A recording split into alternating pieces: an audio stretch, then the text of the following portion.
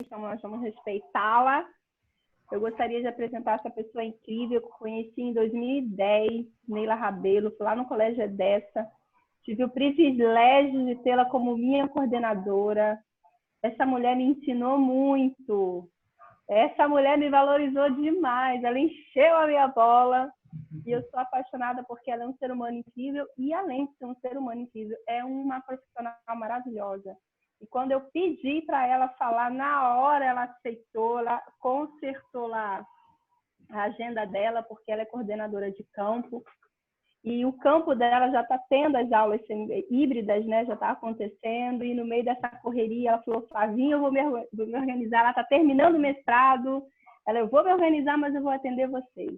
Então, assim, aproveitem, suguem o máximo que vocês puderem, porque a Neila é uma pessoa incrível e assim, super acessível, muito fácil. Ela é uma pessoa que ela divide tudo que ela tem, um coração imenso. Então, Neilinha, eu vou fazer oração para nós iniciarmos, para a gente poder sugar tudo que você tem para passar para a gente, uma realidade que você já está vivendo, e para que Deus possa nos abençoar. Tá bom? Então, vamos orar, meus queridos. Obrigada aos colegas do SEAV e dos outros lugares que também vieram. Prazerzão tê-los aqui com a gente. Pode falar, Lu. É isso que eu ia falar, né? Nós temos aqui, Neila, os nossos amigos aí do Colégio de Vitória. Eu não sei se tem alguém de Barra de São Francisco aqui, porque a tela fica, né? Tem uns que não estão aparecendo aí, tá com a câmera fechada, então eu não sei se tem. Mas nós estamos aqui também com o nosso departamental, o professor Vladimir. Eu não sei onde é que ele está, ele sei que está em algum canto. Está por aí. Está aí, professor. Estou aqui, professor, aqui de olho escutando. Aí, ó. Que legal. O nosso departamental, nosso coordenador, coordenadouro, na verdade, né? Então, tem uma galera aqui abençoada demais, né? Todo mundo aqui feliz demais com a tua presença. Seja muito bem-vinda. E eu também, né? Estou aqui no lugar que você já conhece muito bem, para a gente também é um privilégio, né? Então, quero externar também a minha alegria, a minha gratidão de ter você conosco, e aí para somarmos juntos, né? E aprendermos, porque é um pessoal que gosta de aprender, é um pessoal que, né? São realidades diferentes, lugares diferentes, mas que quando a gente junta todo mundo, a gente consegue aí ter um conhecimento maior, e é isso que a gente tem buscado muito, né? Então, muito obrigada, Neila. Deus te abençoe. Tá? Amém. Não interrompendo, mas já interrompendo, Flavinha e Lu, obrigada aí pelo convite, pelo compartilhamento. Coisas boas a gente compartilha, né? Com certeza. Muito obrigada, viu? O CAV está aí representado. Estamos dispostos a aprender com você, viu, Neila? Ah, que prazer, o Nossa. prazer todo meu. Você pode convidá-la para falar para você que essa mulher é um monstro, ela é muito boa no que ela faz. Boa, Flavinha, vai fazendo, faz o que eu fiz contigo, faz. Vai. Então vamos lá. Muito bom. Professor Vladimir, o senhor está ouvindo? Ou ele deve estar ocupado? Então vamos lá, vamos orar. Oi, Flávio, você está falando comigo? Ora para a gente, professor, nos dá o prazer para iniciarmos com uma oração? Com certeza. Professora Neila, nosso agradecimento em nome do campo aqui da Espírito Santense. Obrigado pela disponibilidade. É uma alegria. Quando a professora Flávia falou que você estaria conosco e da forma como foi, eu disse, Flávia, não esquece de me inscrever. Se a gente tem inscrição, coloca lá que eu vou estar junto. Prof, muito obrigado. Que Deus abençoe você ao estar falando conosco e nas suas atividades no campo onde você representa também. Vamos fazer uma prece? Eu que agradeço, professor. Por nada, imagina. Querido Jesus, nós agradecemos pelo cuidado, mas queremos agradecer, Senhor, nessa noite, especialmente por pertencermos a uma grande rede educacional. A maior rede educacional unificada do mundo, Senhor, e ela nasceu no teu coração, no teu pensamento. E é um privilégio poder te servir, Senhor, trabalhando, colocando os nossos dons, devolvendo as nossas habilidades para ti, através dos serviços educacionais. Pedimos, Pai, uma excelente reunião, Senhor. Nós vamos falar de algo que está aí, já é vigente no meio acadêmico, metodologias ativas. Nós precisamos tanto, Senhor, melhorar as nossas metodologias, aprendermos um pouco mais, crescermos, porque nós queremos ensinar cada dia melhor. Para isso, Senhor, nesse treinamento, peço uma bênção muito especial à sua professora Neila. Obrigado, Senhor, pela disponibilidade dela, pela alegria em servir e nos atender. E eu te peço, Pai, que continue abençoando agora, neste momento, mas também no seu trabalho, nos desafios, Senhor, nas necessidades que precisam ser transpostas lá no campo onde ela está. Por favor, Pai, continue conduzindo, lhe dando sabedoria, inteligência, Senhor, muita disposição, que o Espírito esteja ali no coração dela, bem como da sua família e de todos aqueles que ela serve no campo, na área educacional. Dá-nos, Senhor, um excelente aula, um excelente treinamento, em nome de Jesus. Amém. Amém.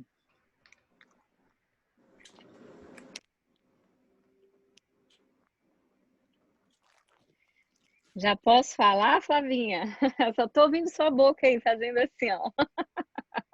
Eu desliguei o microfone. Pode falar, nega. Toda sua, essa galera aqui. Gente, que prazer estar aqui com vocês. Professora Lucilene, é um prazer. E saiba que essa escola assim, mora realmente no meu coração do meu esposo também. Toda essa equipe, vamos dizer assim, os desafios que nós passamos, né, turminha? Não foram fáceis. Foram bem desafiadores mesmo para todos nós, tanto para minha família quanto para os nossos amigos que estão aqui. Consigo ver aqui alguns rostinhos. A Elaine, estou vendo aqui, a Kátia, Via Cleide, Arli. Olha que coisa legal, a Cláudia. Eu estou vendo assim alguns que estão com o nome da escola, né? Da sala, eu não consigo ver direito. Mas eu imagino... Gente, é muita gente boa que está aqui. Que coisa boa. A Fabi está aí também. Que coisa linda, a gente, ver vocês, né? Deixa eu ver quem mais. E tem um grupo que está aqui também, daqui do Amazonas, que eu convidei, tá? Professora Lucilene, professora Flávia, olha aí. Minha equipe que trabalha aí comigo. E elas... olha a Fernanda, estou vendo também a Fernanda. Manda beijo para Marcela, tá, Fernanda? Muito bom ver vocês. E as meninas daqui do Amazonas também sejam todas bem-vindas, né? Esse é um grupo muito bom que já fez parte diretamente da minha vida e hoje continua parte da minha história. Aprendi muito com vocês na prática e daí da Serra foi que eu fui conhecer a Flávia no EDESA, né? E ali trabalhamos mais um pouco de tempo também. Muito bom mesmo estar aqui com vocês. E hoje nós estamos vivendo numa época diferente daquilo que a gente passou, né? Que foi aquele momento gostoso. Todo mundo aqui já viveu muitas alegrias da parte presencial com os alunos, mas hoje a gente está tendo que se reinventar, né? E são muitos desafios. E aí eu queria fazer algumas perguntinhas para eu entender o contexto, né? De como que está a Escola da Serra, o CEAV, outras que estão aí nos assistindo também. Com relação às aulas, elas continuam remotas? Continuam remotas, Neilinha. Desde março? Desde março. O né? Estado Então, aqui realmente ainda não liberou as aulas.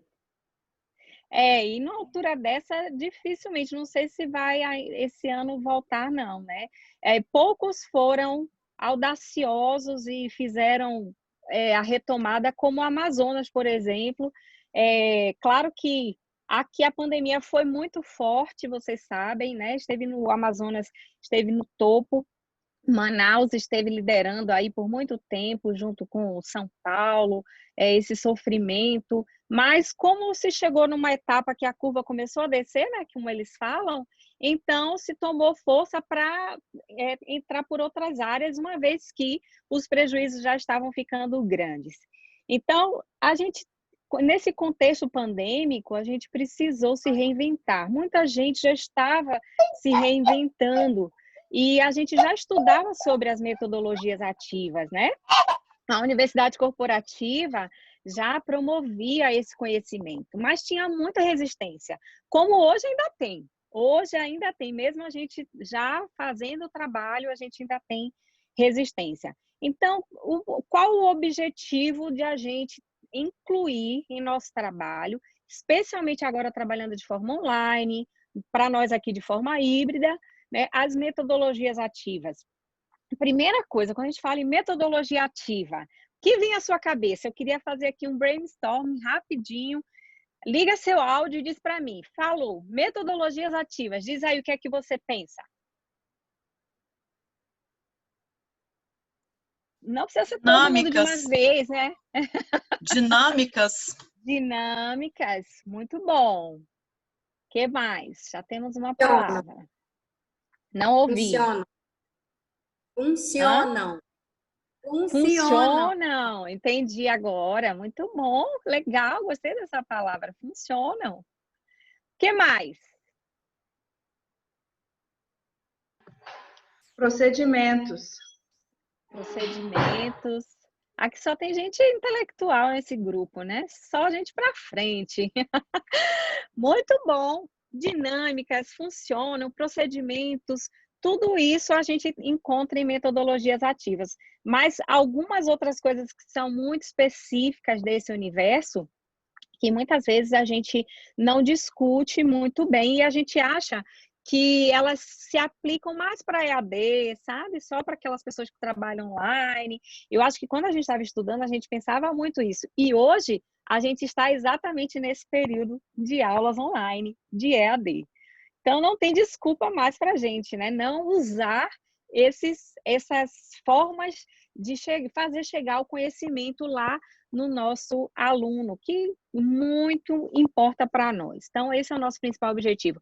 Eu queria autorização para compartilhar a tela. Será que eu vou precisar de autorização? Acho que não. Já deu aqui, deixa eu... Só um momentinho, Neila. Ah, conseguiu? Sim. Ótimo. É, acho que deu. Vamos ver aqui agora. Muito bom.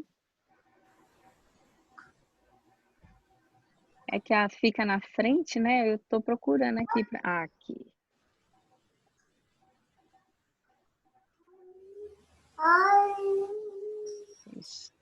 Muito bom. Vamos. Então, a gente vai vendo aqui. Deixa eu me ajustar aqui a minha tela. Eu não vou poder ver muito vocês agora, porque essa coisa da tecnologia, ela faz isso, né? A gente fica muito voltado para...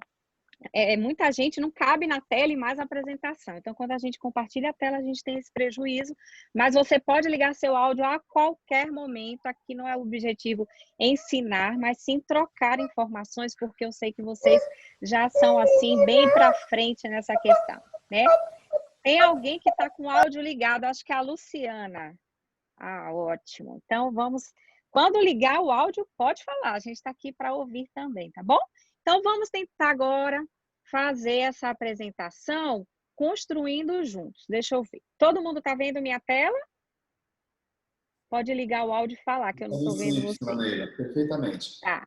Então, tá bom. Então, nessa primeira tela, deixa eu ver se eu consigo, vou voltar. Vocês estão vendo passando a tela? Sim. Vamos ver. Tá. Então, a gente vai ver aqui, hoje especificamente, que eu tenho certeza que vocês já conversaram, já discutiram sobre metodologias ativas, já participaram dos cursos da Universidade Corporativa. Não é meu objetivo esgotar assunto, porque isso vai muito da experiência de cada um também, né? É difícil a gente esgotar qualquer tipo de tema, mas aqui nessa tela a gente consegue vislumbrar algo que é o foco desse momento da nossa construção, que é o PBL, que é o Problem Based Learning. Que se tiver professor de inglês aí, não precisa me corrigir não, já sei que eu não estou falando direito, né? Mas a gente chama aqui no Brasil de PBL, né? O PBL. Então, hoje nós vamos focar assim, especificamente nessa parte da metodologia ativa chamada PBL. Mas vamos conversar um pouquinho sobre um conceito trazido pelo José Moran, e ele fica ali na Universidade de São Paulo, na USP, é doutor, e ele é um dos feras aí desse assunto de metodologias ativas. Então, ele fala que as metodologias ativas, elas são ponto de partida para avançar para processos mais avançados de reflexão, de integração cognitiva, de generalização, de reelaboração de novas práticas. Então, com as técnicas tradicionais, a gente está sempre voltado para a parte do professor como centro do conhecimento. Então, a gente já conversou em outros momentos, em outras épocas, sobre essa questão da descentralização do professor, né? Então, como hoje eu já sei que dentro do conceito da BNCC, por exemplo, o aluno deve ser visto como protagonista, mas nós já conhecemos essa teoria já faz muito tempo, com a Ellen White, né? Sobre a autonomia desse aluno, desse educando. Ellen White ainda vai falar assim, que os alunos não são como a criação de pessoas, né? Ela não é como a criação de mudos animais, porque essas pessoas pensam, as crianças, elas têm os argumentos, as hipóteses, né? Então, as metodologias ativas, elas vão trazer isso à tona, trazer novas práticas para que esses alunos possam participar de maneira ativa desse processo. E, finalmente, então, o PBL, ele vai fazer com que a gente desenvolva algumas técnicas. Por que, professora Neila, o PBL? Aqui no Amazonas, como a gente já voltou para a parte prática, a gente está fazendo assim, 50% do tempo a experiência com os alunos é presencial, 50% dos alunos na semana é presencial e 50% continua online. Na outra semana inverte, então a gente está vendo os alunos a cada 15 dias. Então, se a gente consegue fazer esse trabalho presencial, a gente, então, precisa otimizar o tempo para retomar questões de avaliação, recuperação, reposição de instrumentos. Então, N questões que se a gente for fazer exatamente como a gente está acostumado no modelo passado, né? Digo passado porque agora a gente está vivendo um novo normal, não é mesmo?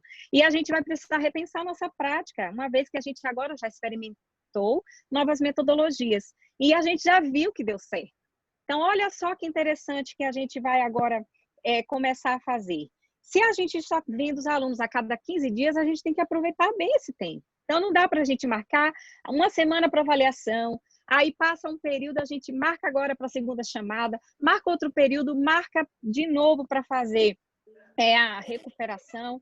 Não dá tempo para a gente fazer tudo ao mesmo tempo. Então, o que a gente está fazendo? A gente está tentando usar metodologias que já agilizem esse processo, tá? Então, a gente vai usar aqui uma teoria, mas essa teoria sempre voltada para a prática. E aqui tem a referência, né? Esse referencial, vocês podem fazer print da tela e depois vocês podem pesquisar também esses assuntos, tá bom? Então, são 3 pilares que a metodologia ativa baseada em problema vai trazer para a gente. Quais são esses 3 pilares? Que a aprendizagem, ele é um processo construtivo e não receptivo. Então, essa teoria, a gente já estudou muito com a teoria do construtivismo, né, que foi uma inovação lá na década de 80, muito mal interpretada muitas vezes, e que ninguém não está querendo que resgate essa luta, essa guerra sobre construtivismo. Mas uma coisa que o construtivismo trouxe, né, essa teoria agregou bastante, com Piaget, até com o próprio Vygotsky, que fala sobre socio-interacionismo, eles trouxeram muito essa visão da construção. Então, o conhecimento ele já existe, a roda já foi inventada, mas para aquela criança ou para aquele jovem, aquela construção ela vai acontecer num determinado momento. É simples de pensar isso. Eu já sei ler, mas o meu filho, a minha filha, eles não sabem ler, uma vez que sejam bebês. Então, o que eu tenho que fazer? Ensinar para eles. Então, esse processo que é fundamental na hora da compreensão, que essa criança vai construir esse conhecimento que eu já construí outrora na minha vida, tá? Então, não adianta a gente pensar que a gente vai abrir a cabeça, colocar dentro a pessoa. Eu já fiz isso, tá, gente? Eu já dormi assim, ó, com um travesseiro, embaixo do travesseiro eu colocava o livro aberto, porque me diziam que eu dormindo com o livro aberto, eu ia acordar sabendo um monte de coisa. Eu não sei onde eu aprendi essas coisas quando eu era criança, mas eu já fiz isso. Eu vou dizer para vocês, não funcionou. Alguém quer falar? Acho que é a professora Elisa que está com o áudio ligado, né?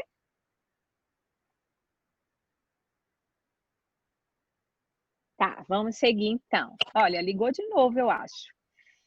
O outro pilar que traz dentro do PBL é sobre a metacognição, que ela afeta a aprendizagem. O que seria isso? Olha, se eu falo metacognição, eu me lembro de cognição, que quer dizer conhecimento, né? A forma de aprender. Se eu falo meta, seriam os meios para eu aprender. A minha forma de ver a minha aprendizagem vai influenciar diretamente na aprendizagem propriamente dita. Então, se eu sei que eu não vou conseguir aprender daquela forma, é possível que isso atrapalhe, de fato, a minha aprendizagem. Por isso que é importante, além do processo ser construtivo, a metacognição sobre a aprendizagem. Isso vai influenciar diretamente. Então, olha, eu tenho uma construção e eu tenho um ser que é inteligente e faz parte como protagonista dessa construção desse conhecimento, não é verdade? E como outro fator, eu tenho também o meu contexto social. Isso vai influenciar totalmente. É por isso que quando o ambiente está cheio de livros, né, para as pessoas que trabalham aqui com literatura, né, nós temos aí os nossos professores de português, nós temos também professores dos pequenos até o 5º ano que trabalham com construção de leitura, né, de habilidades para leitor. Então, a gente sabe que se o ambiente for mais letrado possível, com mais textos, eu vou conseguir ter um resultado melhor. É possível, né? O que a gente está falando aqui é um conjunto de circunstâncias para a gente chegar nesse ponto. Então, como que a gente pode perceber esse conceito da PBL, né, dessa metodologia, que seria mais ou menos, né, no sentido mais simples, vamos dizer assim, um método caracterizado pelo uso de problemas do mundo real. Ou seja, eu vou começar a ensinar algum conteúdo, então eu parto de um questionamento da realidade. Então, isso é muito importante.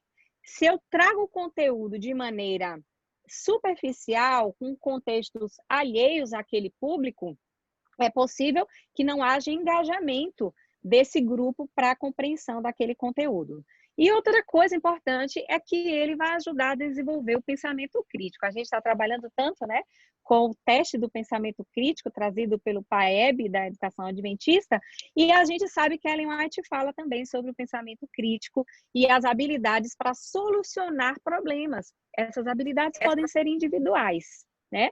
Então, tudo isso vai fundamentar a aprendizagem baseada em problemas. Daí, eu tenho uma construção basicamente da seguinte forma. Quando o aluno for aprender, ele vai precisar pesquisar, avaliar situações, os pontos de vista que são diferentes, fazer escolhas, assumir alguns riscos e aprender pela própria descoberta. Ou seja, ele vai sair do conhecido para o desconhecido. Ele vai sair do que é simples para a complexidade. E isso vai fazer a diferença na formação do intelecto desse aluno, tá? Por isso que a gente vai otimizar a aprendizagem de uma maneira simples e prática. Eu queria fazer uma parada, eu vou voltar aqui na tela para ver vocês, porque eu queria que vocês me dissessem, agora os professores que estão aí me acompanhando, deixa eu ver se eu interrompo minha tela ou se eu vejo vocês. Eu consigo ver um pouquinho agora. Diante disso que a gente já conversou, eu queria agora alguns exemplos. Por exemplo, aqui a gente conversou sobre aprendizagem baseada em problema. Em língua portuguesa, eu queria que você me dissesse qual seria uma dica, uma simples estratégia que eu posso partir de um problema, de uma problematização para que o grupo compreenda aquele assunto. Vamos lá, as professoras até o 5º, professora de português, podem falar um pouquinho para mim sobre isso? Como seria isso? Para eu vou ensinar substantivo, eu vou ensinar predicado, né? Oração subordinada. Como que eu parto de um problema para eu fazer com que meu aluno se envolva nesse processo da aprendizagem? Alguém pode me dar um exemplo? Pode ser uma coisa simples.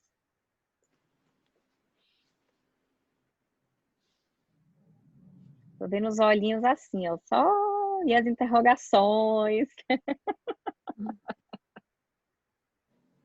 Alguém? Como acontece hoje? A gente vai trabalhar sobre substantivo. Vamos lá. Quem pode me dar um exemplo? Como acontece? A partir de que vai trabalhar substantivo, por exemplo?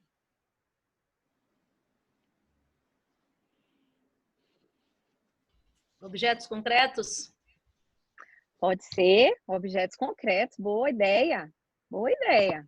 Então, se eu trago um objeto, né, eu consigo trabalhar em cima dessa teoria, né, que na verdade é algo palpável. Daí eu consigo construir isso com o meu aluno. Perfeito. Outras formas de você trabalhar, letra de música, não é? Eu posso trabalhar um texto jornalístico, eu posso trabalhar uma fala de uma série, de um filme muito famoso, até a própria Bíblia pode ser um elemento, a gente já fez muito esse exercício de planejamento, integração, fé e ensino. Então, várias são as formas de a gente começar um conteúdo, não é? Agora, se eu conseguisse trazer esse objeto e daqui tirar uma pergunta para deflagrar aquele conteúdo, para iniciar aquele estudo, que tipo de pergunta? Agora todo mundo pode responder, não precisa ser só o de português. Quero ouvir todos vocês. Então, olhando para esse objeto aqui, que tipo de pergunta o professor poderia fazer? Então, não existe nada pronto aqui, não. O que você falar, está falado. Aqui não tem certo, não tem errado, tem construção. Olha para esse objeto. Então, o que é isso aqui? Uma garrafa de água, certo? Aqui pode ter um problema, né, a ser resolvido. Que tipo de problema? Esse tipo de garrafa aqui, ele é o quê?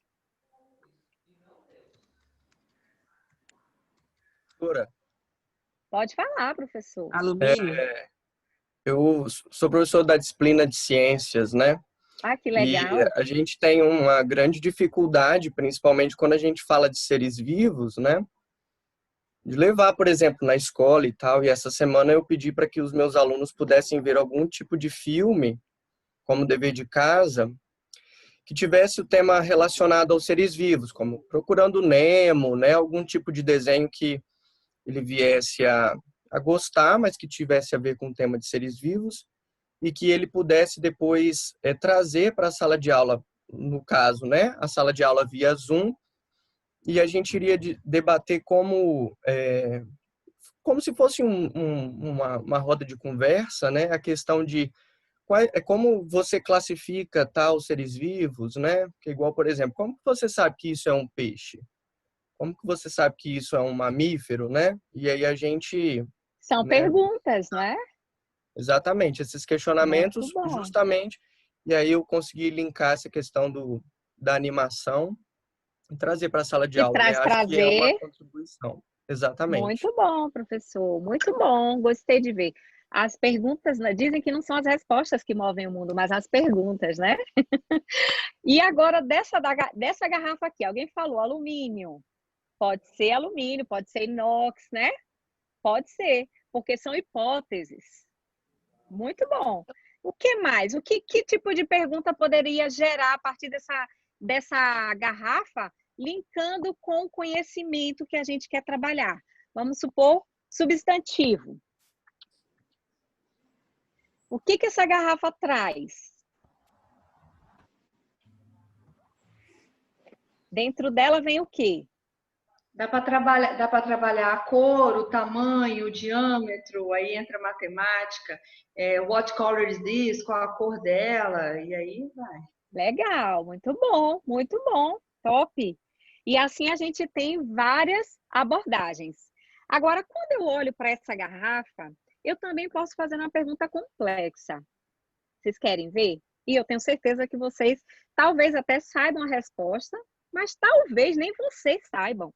E talvez a gente precise pesquisar, começar aqui um PBL juntos, né? Olha só, eu olhando para essa garrafa, eu posso assegurar a vocês que eu coloco um conteúdo aqui dentro, que pode ser gelado, e esse conteúdo fica 24 horas gelado. Eu digo com toda certeza para vocês, porque é uma garrafa que eu uso. A pergunta é, O que faz com que esse conteúdo permaneça gelado, né? Aqui dentro pode ter suco, pode ter água de coco, pode ter água, né? O que faz com que esse conteúdo permaneça gelado, sendo que parece uma coisa tão simples, não é uma geladeira, não é? É uma garrafa térmica. Então, pergunta, o que faz que esse conteúdo permaneça gelado? Quem pode me dizer?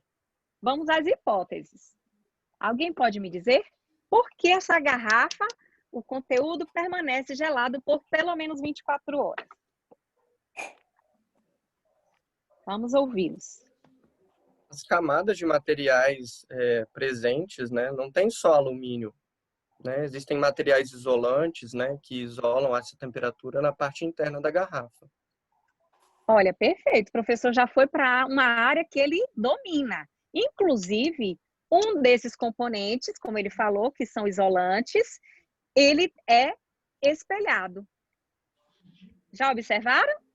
Por que ele é espelhado? Existe alguma teoria que comprove que esse espelhamento pode fazer com que essa água permaneça gelada por 24 horas? Isso é uma hipótese? Pode ser considerado uma hipótese. Eu tenho camadas de isolamento, como ele falou. A gente não está vendo as camadas de isolamento. Então, também é uma hipótese? Sim ou não? É uma hipótese. O espelho também é uma hipótese. Percebem? Eu tenho uma garrafa simples, que é um substantivo. Não é interessante? Mas eu posso fazer perguntas em cima disso e desenvolver um trabalho com os meus alunos, sendo que eu não preciso ir para o quadro e copiar todas as funções da garrafa térmica ou da garrafa em si, ou das características, se for para outras séries, né? A gente começa a pensar que em situações, lá para o 9º ano, a gente consegue estudar vários aspectos em ciências ou biologia, né? Isso vai dando para a gente pano para manga e a gente vai continuando aí a investigar. Então, vocês já perceberam que a aprendizagem baseada em problemas é algo simples. Começa sempre de um problema. Eu poderia chegar aqui e despejar um monte de conteúdo para vocês, legal, mas qual é essa construção? O que foi que você refletiu? Então, toda a nossa a metodologia ativa, ela precisa despertar isso em você, professor, professora. Essa necessidade de não só entregar um conteúdo, mas de construir com os alunos. Saiba que você, aquele conteúdo já está fazendo parte de você. Você já integrou esse conteúdo, assimilou esse conceito, mas o seu aluno não. Então, toda estratégia que for permitir que ele construa, que ele elabore esse pensamento, vai ajudá-lo no processo de construção que vai ser para sempre, não vai ser algo esporádico só naquela aula para aquela prova, tá? E olha, nós já conhecemos então o PBL, faz parte da nossa vida. Como assim, Neila? Uau, gente, a gente trabalha projetos, não é? Talvez o trabalho com projetos tenha se perdido um pouco ao longo da vida, é bem verdade. Mas eu digo para vocês com toda certeza, hoje está cada vez mais atual a aprendizagem baseada em projetos, que é uma linha também do PBL, que é baseada em problemas, que também pode ser baseada em projetos. Qual é a diferença? A diferença é que o projeto entrega um produto final. Lembram das culminâncias, né? De todo o processo que a gente fazia, o livro, e a gente entrega para a sociedade, para a comunidade, um produto. Hoje a gente pode fazer outros produtos, um software, a gente pode fazer uma postagem no blog, ou no Facebook, ou no Instagram, N situações, né? Mas a gente já conhece essa estratégia do projeto. E o PBL, o baseado em problema, ele vai ser diferente, porque ele não necessariamente precisa entregar um produto, mas ele vai ter as etapas científicas, que são essas: um questionamento, depois eu tenho essa compreensão de hipóteses, esse despertamento sobre o assunto. E aí o que é legal? Eu consigo fazer de forma rápida. eu posso trabalhar de forma rápida. E hoje é o que a gente precisa. A gente começou esse conteúdo conversando justamente sobre a necessidade da praticidade, não é? Então, a gente tem aqui, olha, uma teoria de Barros, que o problema na PBL, ele é um fim aberto, ou seja, a única solução que existe é a que o aluno tem. Não quer dizer que ela é a mesma para todos. Cada um tem uma solução para aquele problema. Agora, nós vamos buscar soluções científicas para resolver aquele problema, tá? E às vezes eu chego no resultado de formas diferentes. Tinha um professor que ele falava assim, olha, eu gosto de aluno quando ele me desafia. Esse aluno, ele faz com que eu tenha que desenvolver, eu tenho que estudar para ir dar aula, porque ele vai me fazer perguntas que eu não vou ter provavelmente respostas, porque o caminho dele é um caminho diferente. Então, isso faz com que o professor continue estudando, né, no ciclo da aprendizagem. É muito bom. Então, sempre trazer à tona as falas dos alunos, respeitando essas falas, não permitir risos, não permitir risos, que eu digo pejorativos, né, no sentido de bullying. Pelo contrário, criar um ambiente favorável.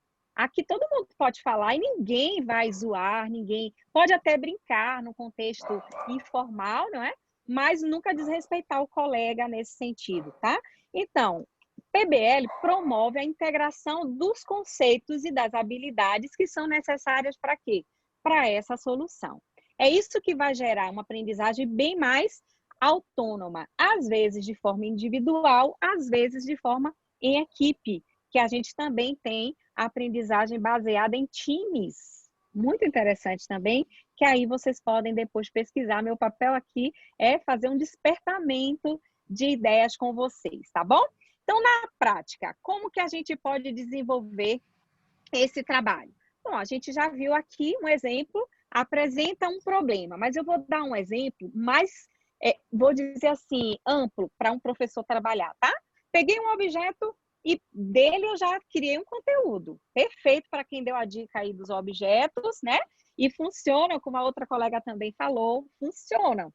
Agora eu vou contar para vocês, vou desenhar para vocês, né? Desenhar no sentido de fazer um caminho, uma construção que você pode fazer aí na sua mente, sobre etapas que eu já fiz na minha prática e foram muito importantes e funcionaram super bem. Olha, eu trouxe para a turma um filme, e eu já falei isso, talvez até alguns lembrem aqui nesse encontro. Um filme que não me interessava o decorrer do filme, o roteiro desse filme não é interessante, mas o início dele era um vídeo muito interessante, uma parte interessante, que eram espermatozoides correndo. Vocês se lembram desse filme? Então, a corrida de espermatozoides. Já viram? Então, eu estou vendo as cabecinhas aí. Muitos se lembram. Talvez os mais novos não se lembrem. É um filme mais antigo, mas é muito interessante. Claro que o enredo da história mais para frente não é legal, não. Mas o que é que começa? O espermatozoidezinho correndo, ele vai fazer uma corrida e vai ter um ganhador. Nessa corrida, esse ganhador consegue entrar no óvulo. Só que o espermatozoide, ele narra aquela viagem. E ele começa a perceber que ele está no meio de uma corrida, no meio de um monte de outros iguais a ele, e ele consegue chegar lá aquela bolona que ele encontra no caminho. É aquele filme chamado Olha Quem Está Falando. Então, é a fala do bebê. É um filme que tem uma história interessante, engraçada, né? Que é o bebê falando desde a concepção. Olha o que acontece. Se eu trago essa abertura para a turma, o que eu consigo fazer com os meus alunos? Veja só, eu tenho um grupo em sala, como eu tenho aqui nessa reunião virtual, pessoas que estão pensando em coisas. Tem o filho, tem o cachorrinho que está ali querendo colo, o cansaço, é noite, quero descansar, né? Aqui para nós ainda está de dia, 17h43 aqui. Então, assim, várias pessoas, eu tenho aqui gente querendo ir embora para casa, que está na escola ainda. O que eu faço para direcionar essas pessoas para um patamar só? O que o professor, como é seu nome, professor? Professor de ciências? João Vitor. João Vitor, o professor falou, ele pensou, eu tenho que trabalhar seres vivos, mas eu preciso trazer esses meninos para o universo, só que do jeito que eles conhecem. O que é que eu vou fazer? Eu vou fazer uma atividade antes de eu começar a trabalhar. Isso é metodologia ativa, né? Ele trouxe a atividade antes, os alunos então assistiram ao vídeo, ao filme, cada um na sua casa, cada um escolheu seu filme, porque a temática o professor escolheu. E quando esses alunos se encontraram, ou virtualmente, ou na atividade, ou no elemento que uniu todos sabiam do que o professor estava falando, que era sobre seres vivos, ou pelo menos todos estavam pensando a respeito, né? Sobre o peixinho, o cachorrinho, o gatinho. Então, ele pode, inclusive, começar perguntando o que todos esses filmes têm em comum. É uma boa pergunta para se deflagrar o assunto. Aqui também a gente pode fazer isso. Então, a gente vai trabalhar nessa viagem que eu estou convidando vocês a fazerem, esses espermatozoides correndo, eu trago os alunos para um ponto do conteúdo que eu quero trabalhar, que é sexualidade.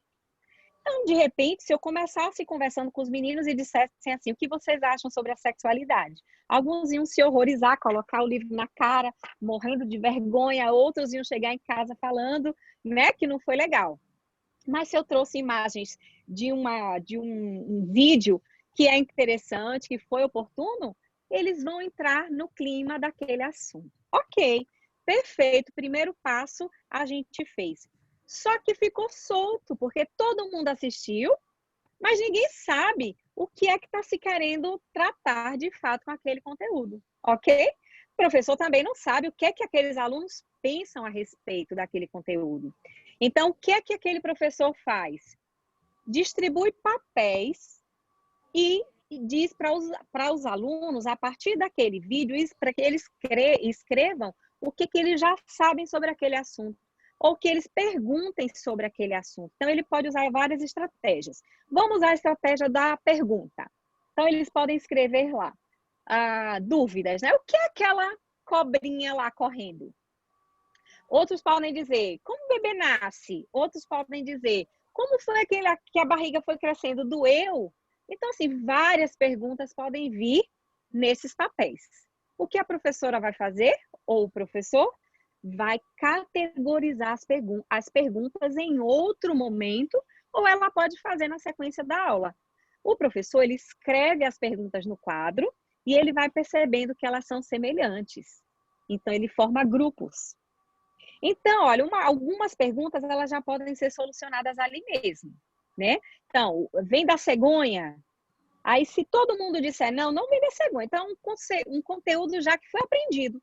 Não vem da cegonha. Então, vai perder tempo pesquisando sobre a cegonha. Entenderam? E assim eu vou afunilando o processo a partir das perguntas, tá? Outra coisa que nós podemos fazer em cima desse trabalho. Depois que eu criei, preto, tem alguém que está com o áudio aberto. Parece que esses áudios gostam de abrir e colocar a gente em situações constrangedoras, né? Do nada ele abre, muito bem. Então, gente, olha, a professora pode fazer o cartaz dizendo o que já sabemos e o que queremos saber. O que isso significa? Significa, professor, a sondagem. Aquele momento que você pode fazer um quiz, né? Nós temos hoje vários recursos para fazer o quiz. Mas alguém abriu o áudio aí. Quem é o administrador pode ir fechando esses áudios à medida que eles forem sendo abertos, tá bom? Obrigada. Então, assim, o professor pode fazer essa sondagem assim, com os papeizinhos, ou ele pode usar recursos da internet. Por exemplo, ele pode usar Google Forms. O Google Forms é uma excelente estratégia. Eu tenho certeza que vocês já conhecem essa ferramenta do Google. Se não conhecem, pesquisem. O Google Forms, depois eu vou mandar para a professora Flávia a listinha com essas ferramentas, sites que vão ser muito úteis para vocês na hora de vocês fazerem o planejamento, ok? O Google Forms vai ajudar na hora de vocês construírem essas perguntas. O que já sei, o que quero saber. Então, você consegue fazer a partir do Google Forms. E também tem uma outra ferramenta, que para mim essa é a descoberta do século. Não sei se vocês conhecem, chamada Edpuzzle. E-D-P-U-Z-Z-L-E. Edpuzzle. O que é que essa ferramenta faz? Você pode colocar o vídeo, como o professor João Vitor, né? João Vitor? Ou José Vitor? João, né? Tá. O professor João Vitor falou dos filmes, então você pode pegar aquele filme e você pode fazer interrupções ao longo do filme com perguntas que a gente pode fazer para o aluno. Então, ele está em casa, é online, ele vai assistindo o vídeo e no momento em que o professor quiser, ele vai preparar antes, claro, né? O vídeo vai dar um break e o professor, então, já vai lançar uma pergunta. Por exemplo, se aquele vídeo for sobre, vamos colocar os 8 remédios. E aí, na hora que fala sobre luz solar, aí ele vai colocar uma pergunta. Que vitamina o sol ajuda a sintetizar? A luz do sol ajuda a sintetizar. Um exemplo. Aí o aluno responde. Ou pode ser múltipla escolha, ou pode ser questão aberta. Assim, ao final daquele quiz ou daquele vídeo, o aluno já respondeu 10 questões. Isso é fantástico, gente. Otimizou, adiantou bastante o processo daquele aluno. E é muito bom. Bom, para frente, porque nós temos ainda algumas coisas para descobrir. E tudo isso que eu vou falar para vocês, a gente já está caminhando para metade do nosso programa, é para despertar em você a possibilidade de você acelerar processos de avaliação dos alunos, ok? Com resultados imediatos, a gente pode fazer avaliações menores, mas a gente pode ter resultados mais específicos e rápidos, não precisa ficar esperando várias etapas, tá bom? Então, vamos ver mais o que acontece com o PBL. Deixa eu ver se eu consigo passar aqui. Eu acho que alguém pausou minha tela. Neila, aqui para mim está aparecendo que ela que está com você ainda. Fecha e abre de novo, de repente seja isso. Tá bom. Deixa eu ver se é isso. Ah, agora foi, né? Com isso, com essa quantidade de atividades que eu posso fazer, eu vou mudar toda a minha prática com os meus alunos e a maneira de enxergar os processos, não me colocando como professora detentora de todo o conhecimento, mas trazendo o aluno para o centro dessa aprendizagem, que é de fato o lugar de onde ele não deve sair, porque ele é o alvo de todo o nosso esforço, né, e nossa dedicação. Então, a aprendizagem baseada em problemas, ela implica em diferentes papéis para os atores, tá bom? Então, se eu estou pensando de uma maneira convencional, eu já sei que o professor, ele vai lançar a informação, o aluno vai receber a informação e, num dado momento, eu vou avaliar se o aluno tem aquela informação. No PBL, não. No PBL, eu posso já ver automaticamente se esse processo está sendo construído. Então, se eu trago uma pergunta e ele foi pesquisar sobre os processos de confecção de indústria da garrafa térmica, tá? Ele pode trazer, inclusive, novos conhecimentos que o professor não tinha antes. Então, isso vai mudar toda a expectativa do professor em relação aos trabalhos do aluno. Então, exatamente sobre esse papel é que nós vamos conversar. Que o papel primordial do professor seria o quê? Aqui, orientar os grupos, dando todo o apoio para que essa interação ela seja produtiva. Como eu faço essa orientação? É possível eu chegar aqui na tela, lançar o conteúdo e achar que estou fazendo só porque eu fiz umas perguntas, eu estou colocando a aprendizagem baseada em problemas em foco? É possível eu achar isso, mas só que não é verdade que isso não vai acontecer. Eu não vou conseguir o objetivo. Por quê? Eu não planejei, eu não criei etapas, eu não sei quais caminhos eu posso dar como sugestão para os meus alunos irem em busca das soluções. É a mesma coisa de fazer uma pesquisa, por exemplo, né? Muitos de nós erramos quando pedimos uma pesquisa, o aluno traz a pesquisa do Google, né? Ctrl+C, Ctrl+V, e a gente aceita como sendo pesquisa, aquilo foi uma cola, né? Ele copiou e colou. Claro que a cópia, a cola, essa busca nesse Google faz parte da pesquisa. Mas agora, disso que você copiou e colou, o que você abstraiu? Alguém está falando? Belinha, sou eu, a Flávia. A tela não está aparecendo o seu slide, está toda branca. O pessoal está falando que está branca. Ah, é?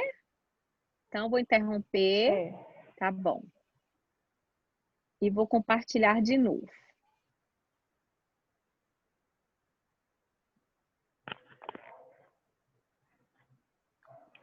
E agora? Agora foi, nega. Foi. Ah, tá, que bola. bom. Não sei o que aconteceu, mas tudo bem. A tecnologia ela é muito boa, mas tem essas coisas, né? E a gente precisa, olha, o papel do professor é fundamental nessa hora, né? Então, essa interação ela vai ser produtiva se o professor tivesse olhar. O que a gente aprendeu lá com o Vygotsky?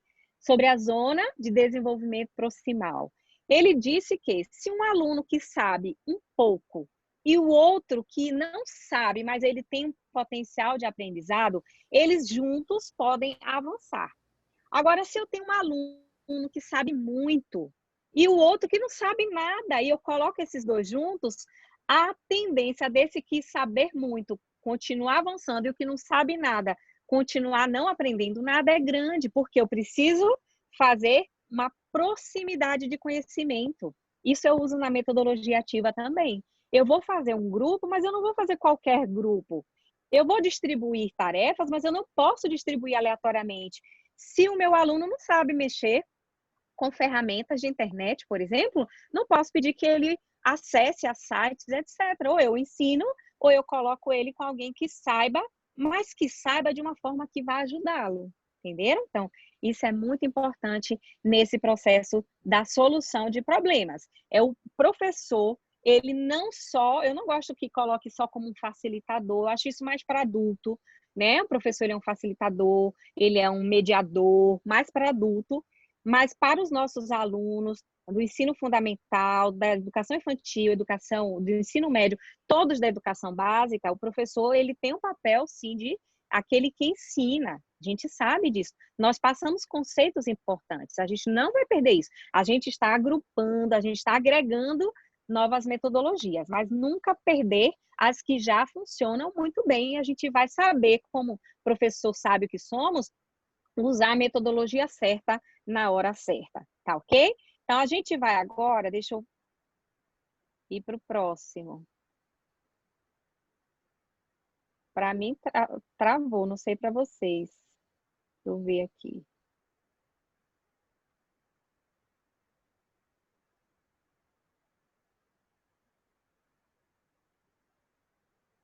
A tela está parada para vocês?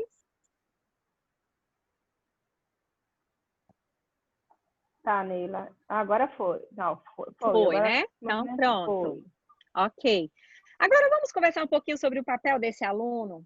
Ele precisa pelo menos 8 tarefas, tá?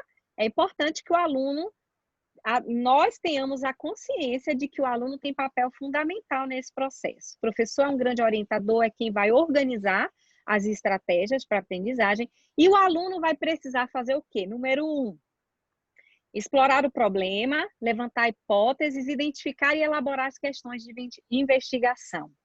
É como a gente viu ali naquele videozinho, que foi o detonador de questionamentos. A gente usa até essa expressão. O que você vai colocar como detonador de questionamento? A garrafa térmica. O que você vai colocar como detonador de questionamento? O vídeo, a canção que vai ouvir, um podcast. Você vai colocar algo como detonador. Por quê? Porque, como eu falei, todo mundo está com a cabeça em vários lugares. Você precisa trazer todos para um eixo. E aqui é que está. Explorar esse problema vai fazer com que os alunos comecem a levantar as próprias hipóteses, que foi o que vocês fizeram aqui com a garrafa térmica, tá bom? E aí sim, eu vou precisar elaborar, identificar essas questões de investigação que são fundamentais no processo. Um outro ponto é tentar solucionar o problema. Às vezes, ele já sabe, como a gente viu, o aluno já sabe que a criança não vem da cegonha. Não vou precisar pesquisar. Eu construo no painel eu posso fazer esse painel virtual, ou se eu tiver presencial, eu posso fazer em cartazes. Eu construo o painel do que o aluno já sabe, que é a minha sondagem, e aquele painel do que o aluno ele pode vir a aprender, o que ele quer saber, qual é a busca que a gente vai fazer, não é? Então, é a partir do que eu sei, por isso a sondagem ou o diagnóstico, né? Então, são várias expressões que a gente pode usar. Um quiz, um questionário de múltipla escolha, uma elaboração de um cartaz, tudo isso vai ajudar a saber, o professor a saber se aquele aluno sabe aquela parte do conteúdo. E também identificar o que não se sabe. Por exemplo, professora, eu não sei porque essa água fica gelada se ela não é uma geladeira. Professor, eu nunca parei para pensar nisso. Então, ele não sabe isso, nós precisamos investigar. Aí sim são os passos da investigação científica, tá bom? Agora, eu tenho que priorizar as necessidades de aprendizagem, porque não adianta eu colocar aqui, olha, como que ele construiu esse alumínio, como ele foi achado, se isso não é alvo do trabalho que eu preciso desenvolver, entenderam? Eu preciso, por isso que o professor ele é substancial no processo.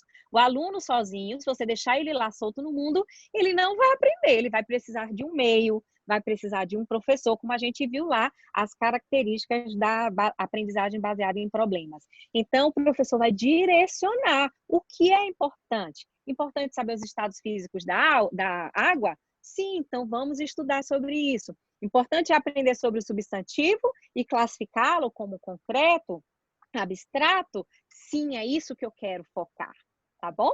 Então, é isso que a gente precisa entender. E o aluno vai saber disso também quando ele priorizar. Ele pode vir com um monte de questionamentos, mas isso não é foco, então a gente não vai aprofundar nessa parte, tá?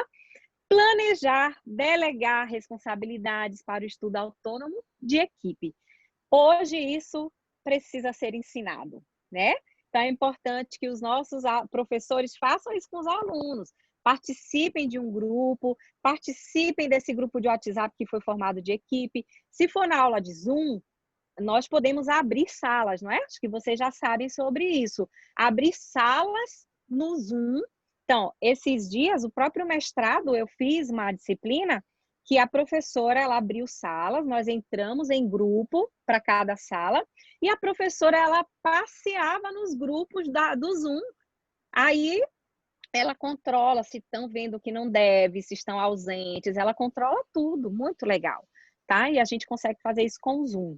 Outra coisa, compartilhar o novo conhecimento para toda a comunidade ali que está ajudando, né, nesse processo de pesquisa. Por isso é importante a culminância, fazer as feiras, fazer a apresentação de um mural no corredor da escola, só isso, mas que tenha visitação de outras salas, dos pais. No ambiente virtual, a gente vai usar isso como? A gente vai fazer um Zoom com os pais, mostrar o que os alunos produziram. Hoje mesmo compartilhei, não sei se a Flávia viu, mas o grupo daqui do Amazonas é possível que tenha visto.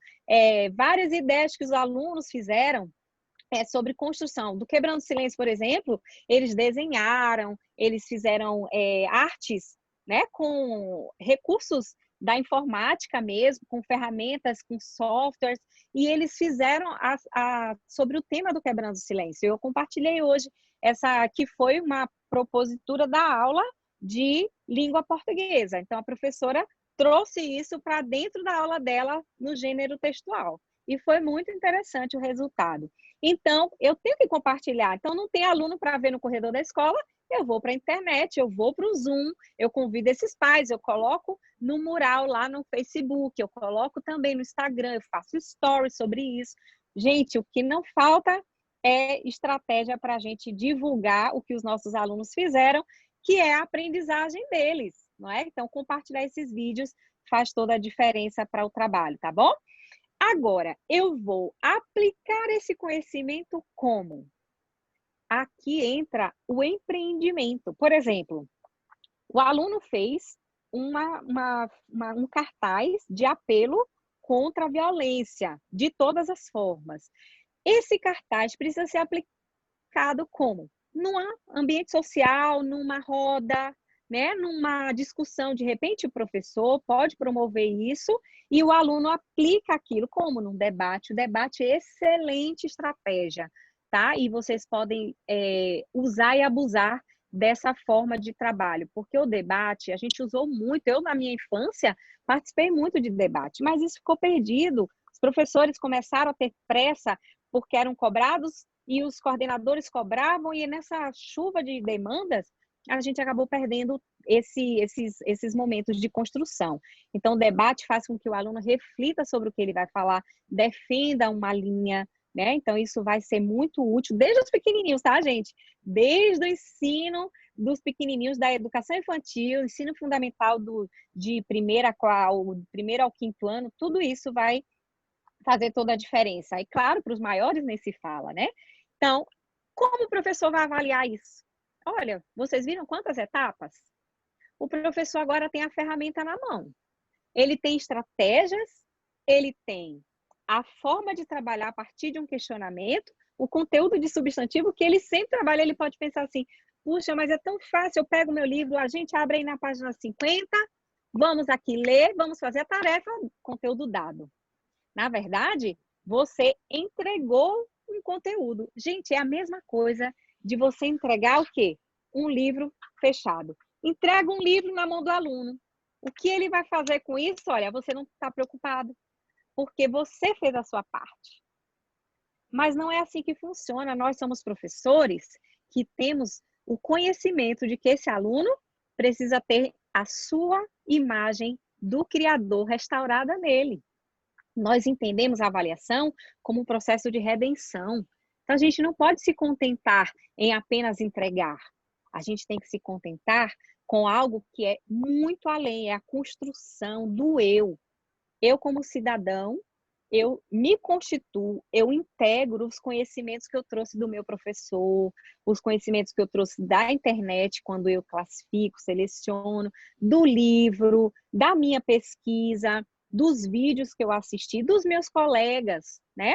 E assim eu vou me constituindo como um ser pensante, que é justamente aquilo que a gente quer descobrir e despertar nesse aluno, tá bom? Agora, o PBL, ele não é uma técnica puramente simples. Aplica essa técnica, não. Ele a gente está vendo todo um processo para solucionar problemas, para se chegar nessa etapa, para construir as hipóteses, tá bom? Então, as técnicas de solução de problemas são fundamentais, mas a PBL não é só isso. Não basta você trazer uma pergunta e, quando chegar na resposta, pronto, aplicou o PBL, né? Então, a gente já viu que isso não é suficiente, tá? Agora, a gente precisa entender que nesta metodologia, esse conhecimento construído, ele busca a solução dos problemas que estão na mão daquele aluno. Então, às vezes, o aluno vai trazer para você uma fala completamente fora da lógica, né? Então, ele pode dizer, professor, sabe por que a água está gelada? Porque aqui dentro tem uma fábrica de gelo. Ele pode pensar, aqui dentro tem uma nuvem e essa nuvem, ela chove granizo, sabe? Ele pode ter a mente mirabolante, ele pode ter vários caminhos. E o seu papel, professor, nesse processo é descobrir nesse aluno o potencial dele e não perder essa habilidade que ele tem de construção, essa forma de pensar criativa, muitas vezes, né?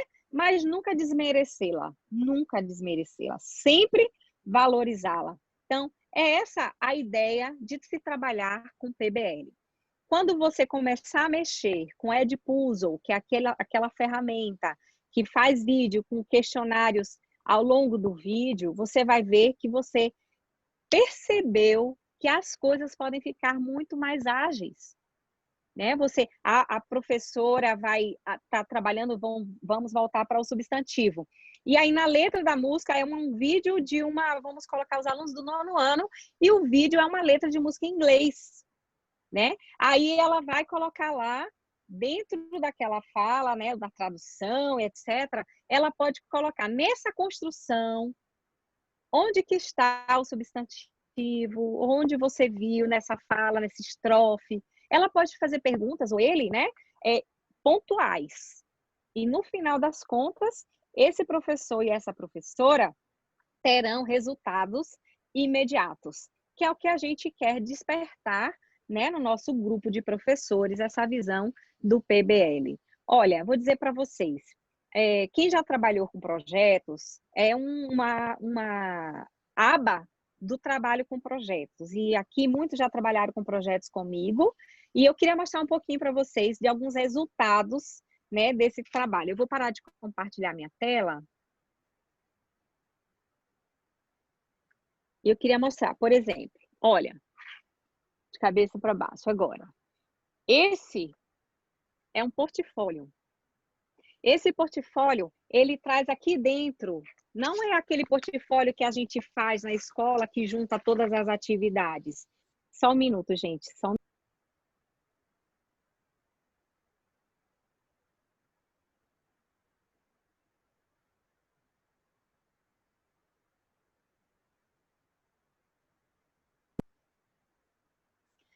Ok, gente. Então, aqui, para mostrar para vocês, essa é uma construção discursiva. Vejam que eu tenho aqui textos, né? Então, só para vocês terem noção. Olha só que coisa legal. Deixa eu ver se eu centralizo minha imagem. Imagens e textos. Isso aqui é um diário reflexivo dentro de um portfólio. Você, professor, pode trabalhar um conteúdo mais teórico e você pode usar esse recurso do diário reflexivo para você ter respostas imediatas. Então, por exemplo, terminou a aula de hoje e a aula foi sobre as grandes navegações em história. Você pode pedir que o aluno faça, né, um breve texto sobre o que ele aprendeu, o que ele se lembra. Ele pode colocar ao longo da aula, ele pode anotar coisas que o professor está falando, ele pode buscar no livro, página tal a tal, você vai determinar. E a gente também constrói protocolos para ajudar o aluno nessa construção. No final, eu tenho um portfólio, mas esse portfólio foi construído por etapas. Olha, aqui, por exemplo, é um conteúdo, chama Desenvolvimento Humano. Aí eu escrevi aqui atividades interessantes, que essas, né, que foram feitas, eu coloquei algo que eu achei interessante e eu descobri. Então, eu não estou fazendo uma prova com perguntas e respostas. Eu tenho um diário reflexivo e eu posso usar isso dentro da minha sistemática de avaliação e isso pode ser fundamental para o seu trabalho. Deixa eu mostrar outra coisa para vocês também. Olha isso daqui. Deixa eu puxar um pouquinho mais aqui. É uma Xerox. Não dá para ver muito bem. Vou aproximar um pouquinho mais. Vocês estão vendo? Ó. Alguém pode me dizer esse texto é o quê? Deixa eu ver se eu consigo centralizar. Sou ruim de centralizar agora. Tem um nome aí. Pode ligar o áudio e dizer para mim. Agenda. Isso. Anotações, recados. Isso. Pronto. Essa agenda diária, aquele momento que o professor vai anotar no quadro a tarefa de casa, sabe? O que era que eu fazia? Essa aqui é uma atividade que eu fiz com uma aluna. Essa aluna tinha uma dificuldade. E sabe qual era a dificuldade dessa aluna? A letra. Dá para ver, né? Mais ou menos aqui, como está tudo muito emaranhado. Esse processo, olha que eu tenho o período, né? Datado de fevereiro. E aí, quando eu vou andando, eu fiz cópias, porque quando eu vejo... É claro que é uma Xerox, né? Então, não está muito boa, mas como eu vejo aqui, deixa eu ver se eu aproximo, ficou tão pequenininha a letra. Olha como já está bem organizadinho o texto dela, né? Por quê? Porque essa aluna, ela não tinha passado pela alfabetização tradicional.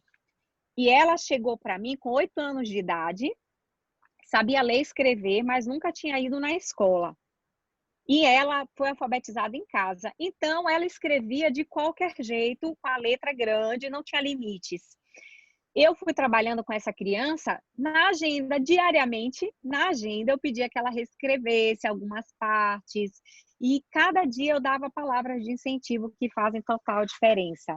Então, eu não precisei trabalhar essa questão com todos os alunos, eu trabalhei com uma única aluna, porque era objetivo dessa pessoa. Então, assim, eu consigo resultados que vêm agregar o nosso trabalho, tá? Olha, outras coisas que eu selecionei aqui, que vocês já conhecem bem, mas enquanto eu estava selecionando os meus materiais, eu vi uma coisa que eu achei interessante. A lista de presença dos professores numa reunião de coordenação, no encontro de coordenação aí na Serra, com o nome de quem estava presente. Achei o máximo, né? Olha isso daqui. Legenda de correção. Eu posso trabalhar, aqui eu já trabalhei com as professoras muitas que estão aqui, outras que talvez estejam vendo pela primeira vez. Eu trabalho ortografia com as crianças, fazendo esse processo aqui de legenda de correção. Então, ao invés de eu corrigir a palavra onde está certo, onde está errado, eu coloco uma legenda na palavra que está faltando uma letra. Essa legenda, ela vai fazer, olha aqui, ó. Tá vendo? Tem a legendinha aqui do lado. A luz não está deixando ver direitinho. Mas esse código eu coloco lá e ela entende que a letra, tem letra faltando. Então, ela vai fazer sozinha o processo de correção. Por que eu estou mostrando coisas aleatórias para vocês? Porque essas coisas aleatórias, elas fazem parte da questão da problematização. Como eu vou trabalhar ortografia com as crianças sem ser, ou com os jovens, né, com os maiores, do 6º ao 9º, até do ensino médio, como eu vou trabalhar ortografia com essas crianças se eu não ensiná-los a pensar? Essa é a temática do PBL, ou aprendizagem baseada em problemas, né, que é o PBL. É fazer pensar. A pergunta faz com que eu reflita. E quando eu reflito, olha aí que legal, né? Não aparece o nome, assina embaixo para eu saber quem é que está falando. Só diz a sala. Então, no bate-papo, né? Que está falando aí, muito bom. Então, se eu ajudo... Ah, muito bom, professor, ótimo. Se eu ajudo o meu aluno a pensar, eu trago essa conotação de problematização para todas as áreas da vida. Vocês querem ver uma coisa simples, como mãe e pai de aluno, que vocês também podem ser ou serão? Quando o aluno vier perguntar para você, professora ou professor, casa, se escreve com S ou com Z? Alguns podem dizer, eu não sabia, não. Alguns podem até xingar, né? Seu burro, seu já devia ter aprendido. Outros podem dizer assim, olhe, você já devia ter aprendido isso. Casa é com S. E outros podem dizer, você acha que é com quê? Você acha que casa se escreve com quê? O que eu fiz? É uma estratégia simples, mas eu coloquei o aluno para fazer o quê?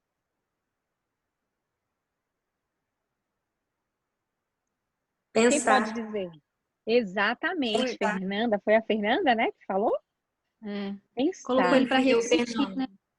Para refletir, Jaqueline. Não deu a resposta pronta. Muito bom. E essa é a tônica do trabalho com a aprendizagem baseada em problemas. Eu sei tudo sobre aquele conteúdo, eu sou o professor, mas o meu aluno, muito bem, ser protagonista. O meu aluno não sabe, talvez até ele saiba, mas o professor não sabe que ele sabe, ele parte do princípio de que ele não sabe. Se ele não fizer um diagnóstico, se ele não fizer aquelas perguntas, né, para detonar aquela informação, para começar o assunto, se ele não constrói o que o aluno já sabe, o que o aluno precisa aprender, então ele não vai construir as etapas do processo científico, e esse aluno ele vai ficar sempre acostumado a ficar sentado, o professor fala e ele escreve. Ou então, numa aula virtual, que é o que a gente está fazendo, a gente grava um vídeo, que é muitas vezes o que a gente confunde, né? A metodologia ativa, a gente acha que é usar muito vídeo, né, dentro do EAD, por exemplo, é fazer um fórum, né? Mas, na verdade, a gente pode fazer um processo de sala de aula invertida, como o professor falou recentemente, que foi colocar os meninos para assistirem ao vídeo. Então, é uma técnica dentro das metodologias ativas. E, assim, a gente pode ter a noção do que é construir esse conhecimento se baseando em problemas. Esses problemas vão mover o mundo. E esse mundo é habitado por seres pensantes que devem refletir, sim, né? Não só a imagem do Criador, mas o caráter do Criador. Nós devemos olhar para esse aluno com olhos que Jesus olha para a gente.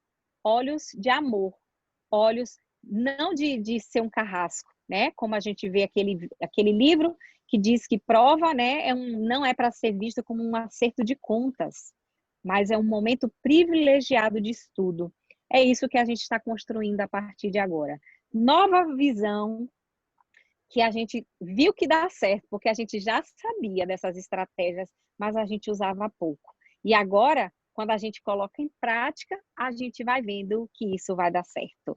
E eu tenho certeza que vocês, professores, professoras, têm muitas experiências para contar a respeito, né, dessa metodologia que é tão importante na nossa prática e pode fazer toda a diferença no seu planejamento a partir de agora. Eu queria ouvir vocês agora, se vocês têm alguma pergunta a respeito, a gente pode aproveitar esses breves momentos, né, para ouvir vocês, de repente, dar um exemplo. Fiquem bem à vontade, me coloco aqui à disposição.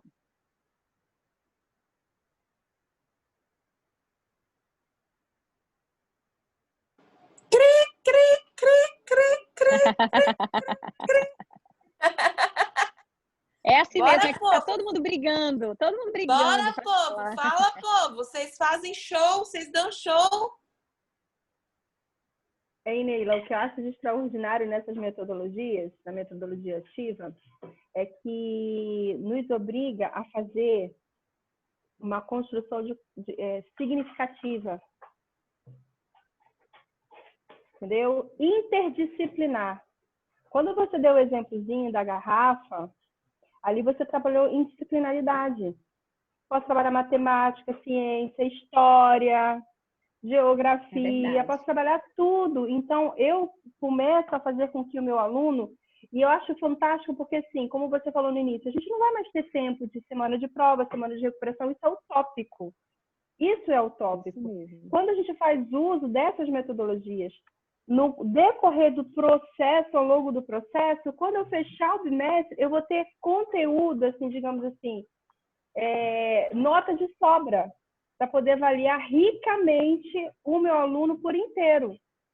Aí, o que é de extraordinário é que eu não tenho mais uma nota. Eu tenho algo comprovado da construção do conhecimento desse aluno. Muito isso bom. Ele passa a ser o senhor da construção do seu conhecimento. E isso é extraordinário. A gente sai daquele processo que a gente reclamava, que tinha que ter nota, aquela nota. A gente sai. O que, às vezes, assusta as pessoas com relação a metodologias ativas é que elas te obrigam a se reconstruir. Te obriga a sair de dentro da caixinha, né? E é extraordinário, porque, assim, a gente tem um processo muito rico de aprendizagem. E a gratificação no final, que quando você vê, quando você faz um portfólio, sei lá o que você vai pedir para o seu aluno, quando ele apresentar aquele conteúdo, você vai ver que ele aprendeu e não apenas decorou para tirar a nota que é exigida. Exatamente. Mas ele realmente aprendeu. É uma aprendizagem significativa. Um exemplo disso, né, Flávia? Por exemplo, agora a gente está vivenciando a questão da elaboração dos vídeos sobre o criacionismo, né? E eu vou dizer para vocês, olha, o professor nem precisou trabalhar em sala. Quando ele leva o assunto para os alunos, quando ele leva a iniciativa, o que acontece? Os meninos começam a pesquisar, e eu tenho um exemplo aqui em casa. Então, hoje, por exemplo, a minha filha gravou o vídeo dela, toda animada com sua equipe, e eu perguntei para ela, mas vocês têm um roteiro? A gente vai fazer, mãe. Quem que vai fazer? Eu e a minha colega. Mas vocês, aí as falas de vocês, olha, vocês podem usar falas diversas. A gente já sabe, mãe, a gente já escolheu falas mais elaboradas, falas de como se fosse assim um professor falando. Então assim, várias que eu assisti com elas, um videozinho, né, sobre a fala de uma criança, e elas não, a gente não quer assim não, a gente quer falar como se fossem pessoas já sabedoras daquele conteúdo. E o vídeo tá aí, então esse é um exemplo de que é possível sim esses meninos aprenderem mais e mais, e a gente vai orientando o processo, né, colocando-os de forma mais ativa dentro desse processo. Muito bom. Obrigada, professora Flávia. Neila, Quem? tá me ouvindo? Oi, professor Tarcísio. Vou dar uma de advogado do diabo. A Flávia sabe que eu tenho uma síndrome disso, né, Flávia? E vou me colocar um pouco como professor aqui, tá? Principalmente professor das exatas, tá bom? Duas perguntinhas para você. A primeira, eu sempre tenho que usar a metodologia ativa em todas as minhas aulas? Por que eu pergunto isso? Porque nem toda aula dá para fazer um show, né?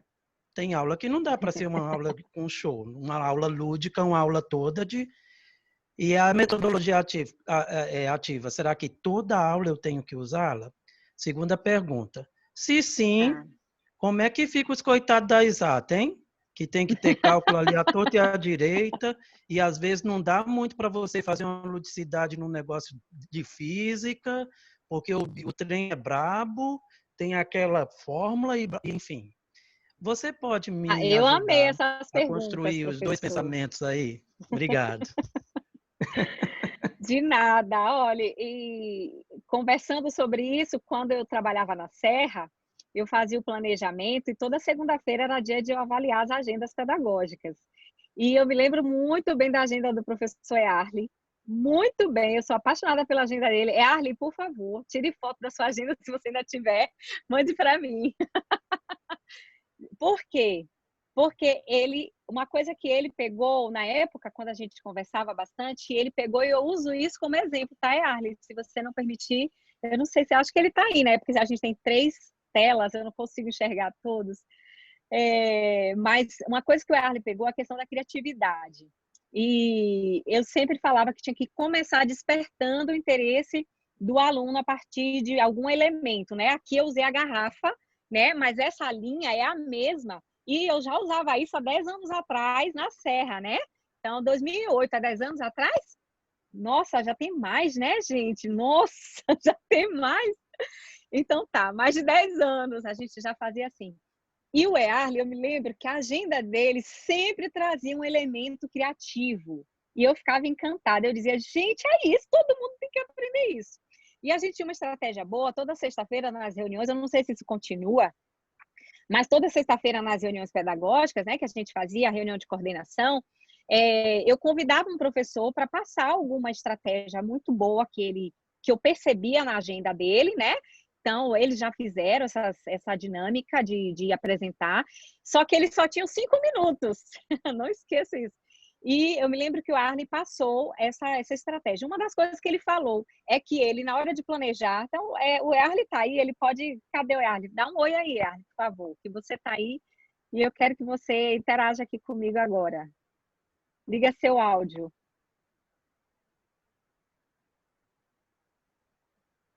Não estou vendo ele, não sei se vocês estão vendo. Não estou vendo, mas então eu vou dar a estratégia, depois vocês cobram dele. Ele disse assim, professora, e para todos os professores, né? As meninas que estão aí também, que estavam na época, a Kátia também estava na época, talvez se lembrem.